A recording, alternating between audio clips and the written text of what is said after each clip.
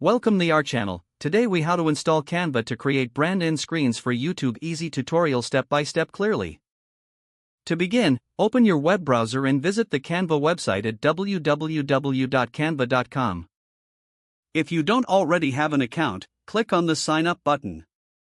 You can sign up using your email, Google account, or Facebook account. After creating your account, log into Canva. Once logged in, navigate to the search bar at the top of the homepage. Type YouTube end screen into the search bar. Press enter to view the available templates specifically designed for YouTube end screens. Browse through the selection of templates that Canva offers. Choose a template that best fits your brand's style and aesthetic. Click on the template to open it in the Canva editor. In the editor, you can customize the text, colors, and images to match your brand. To add your own images, click on the Uploads tab on the left sidebar. Drag and drop images from your computer or select Upload an image to choose files.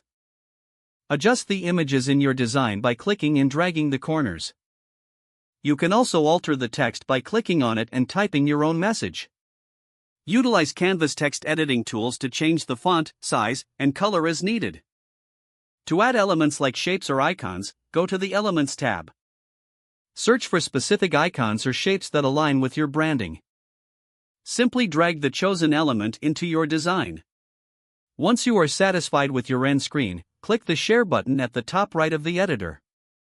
From the drop-down menu, select Download. Choose your preferred file format, such as PNG or JPEG. Click on the Download button to save your design to your device. Now, you can upload the end screen to your YouTube videos during the editing process. Keep in mind to follow YouTube's guidelines for end screens to maximize engagement.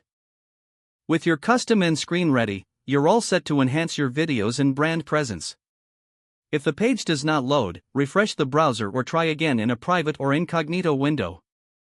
Make sure you are using the correct email address, then retype it carefully to avoid small typos. Don't forget to like this video and subscribe to our channel for more step-by-step tech guides.